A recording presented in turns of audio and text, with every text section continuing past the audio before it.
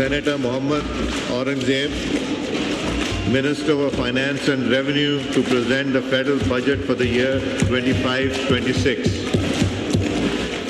قومی اسمبلی میں آئندہ مالی سال 2025-26 کا بجٹ پیش کر دیا گیا۔ وفاقی وزیر خزانہ سینیٹر محمد اورنگزیب نے آج قومی اسمبلی میں آئندہ مالی سال 2025-26 کا بجٹ پیش کیا۔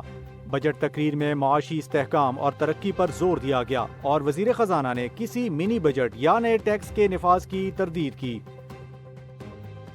17,573 ارب روپے مالیت کا مجموعی بجٹ پیش کیا گیا، جس میں 6,501 ارب روپے خسارہ ہے۔ محصولات کا ہدف 19,298 ارب روپے، جبکہ ایف بی آر ٹیکس وصولی کا ہدف 14,131 ارب روپے مقرر کیا گیا ہے۔ نان ٹیکس ریونیو کا ہدف 5,147 ارب روپے ہے۔ ادارہ جاتی نجکاری سے 87 ارب روپے حاصل کرنے کا ہدف ہے۔ دفاع کے لیے 2,550 ارب روپے مختص کیے گئے ہیں۔ قرضوں پر سود کی ادائیگی کے لیے 8,207 ارب روپے مختص کیے گئے ہیں۔ وفاقی ترقیاتی budget P S D P کا حجم 1,000 ارب روپے ہے۔ ملازمین اور پینشنرز کے لیے ریلیف: سرکاری ملازمین کی تنخواہوں میں 10% اور پینشن میں 7% اضافہ تجویز کیا گیا۔ تنخواہ دار طبقے کے لیے انکم ٹیکس کی شرح میں نمایاں کمی کی تجاویز دی گئی ہیں۔ 6 سے 12 لاکھ روپے سالانہ آمدنی پر ٹیکس کی شرح 1%، جس سے 12 لاکھ روپے آمدنی پر ٹیکس 30,000 روپے سے کم ہو کر 6,000 روپے ہو جائے گا۔ 22 لاکھ تک تنخواہ پر ٹیکس کی شرح 15% سے کم ہو کر 11% تجویز۔ 22 سے 32 لاکھ تنخواہ پر ٹیکس کی شرح کم کر کے 23% تجویز کی گئی ہے۔ معاشی اہداف میں معاشی شرح نمود جی ڈی پی کا ہدف 4.2% مقرر کیا گیا۔ مہنگائی کا سالانہ اوسط ہدف 7.5% ہے۔ تحصیلات زر کا ہدف 39.4 ارب ڈالر مقرر کیا گیا ہے۔ برآمدات کا ہدف 35.30 ارب ڈالر اور درآمدات کا ہدف 65.20 ارب ڈالر ہے۔ کرنٹ اکاؤنٹ خسارہ 2.1 ارب ڈالر مختص کیا گیا ہے۔ پاور سیکٹر میں اصلاحات کا اعلان: اربوں کے نقصانات کو کم کرنے اور بجلی کمپنیوں کی نجکاری کے کام کی تکمیل۔ وزارت آبی وسائل کے لیے 133 ارب روپے مختص کیے گئے ہیں۔ کراچی میں پانی کے منصوبے K4 کے لیے 3.2 ارب روپے مختص۔ دیا میر بھاشا ڈیم کے لیے 32.7 ارب روپے، محمد ڈیم کے لیے 35.7 ارب روپے اور بلوچستان کے دیگر 3 ڈیمز کے لیے 5 ارب روپے مختص۔ تمام گاڑیوں پر سیل ٹیکس یکساں کیا جا رہا ہے۔ 18% سے کم سیل ٹیکس والی گاڑیوں پر بھی 18% عائد کرنے کی تجویز۔ ای کامرس پلیٹ فارمز اور کوریئر سروسز سے 18% سیلز ٹیکس وصول کیا جائے گا۔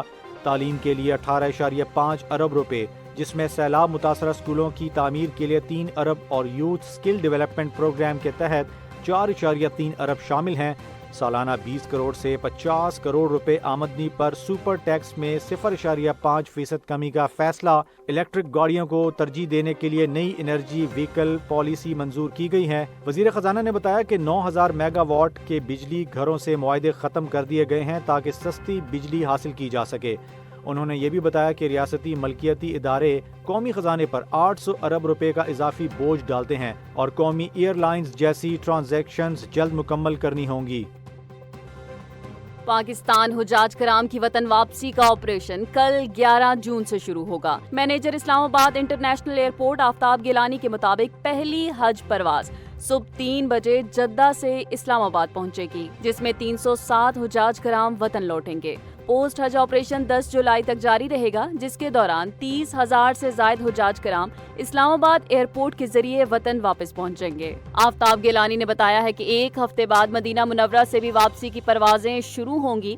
اسلام آباد ایئرپورٹ پر حجاج کرام کی سہولت کے لیے تمام انتظامات مکمل کر لیے گئے ہیں۔ پاکستان اسٹاک ایکسچینج میں بجٹ 2025-26 کی توقعات کے باعث کاروباری ہفتے کے آغاز پر بھرپور تیزی دیکھی گئی ہے۔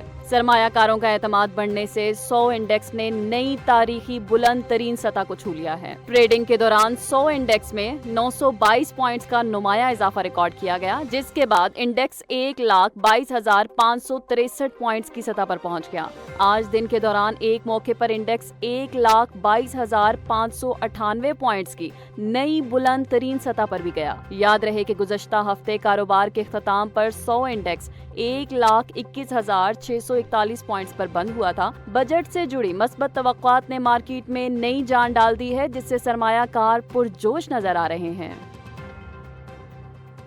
غزہ میں انسانی بحران ہر روز سنگین ہوتا جا رہا ہے۔ پیر کے روز اسرائیلی فوج کی فائرنگ سے امداد حاصل کرنے کی کوشش کرنے والے کم از کم 10 فلسطینی شہید ہو گئے اور 30 سے زائد زخمی ہیں۔ یہ واقعہ غزہ شہر میں پیش آیا جب سینکڑوں شہری خوراک اور امداد کے لیے 2 مختلف تقسیم مراکز کی جانب روانہ تھے۔ غزہ کی سول ڈیفنس فورس کے مطابق اسرائیلی فوج نے شہریوں پر براہ راست فائرنگ کی۔ اسرائیلی فوج کا موقف ہے کہ فائرنگ مشتبہ افراد کو روکنے کے لیے کی گئی، تاہم عینی شاہدین نے بتایا کہ کوئی پیش کی وارننگ نہیں دی گئی۔ یہ واقعہ ایسے وقت میں پیش آیا جب اسرائیلی وزیر اعظم نیتن یاہو خود تسلیم کر چکے ہیں کہ اسرائیل غزہ میں حماس مخالف گروپوں کو ہتھیار فراہم کر رہا ہے۔ غزہ ہیومینیٹیرین فاؤنڈیشن کے تحت چلنے والے امدادی مراکز پر فائرنگ کے متعدد واقعات حالیہ دنوں میں سامنے آئے ہیں۔ انسانی حقوق کی تنظیموں کا کہنا ہے کہ مئی کے آخر سے اب تک درجنوں فلسطینی امداد لینے کی کوشش میں شہید ہو چکے ہیں۔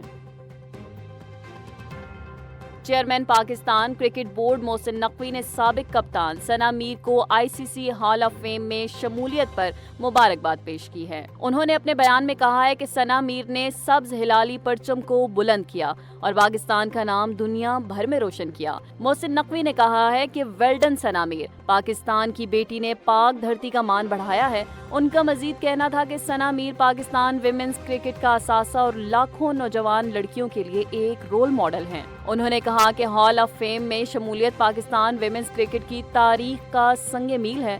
ثنا میر نے خواب دیکھا، محنت کی اور تاریخ رقم کی۔ چیئرمین PCB نے امید کی ہے کہ مستقبل میں مزید پاکستانی خواتین کرکٹرز بھی یہ اعزاز حاصل کریں گی۔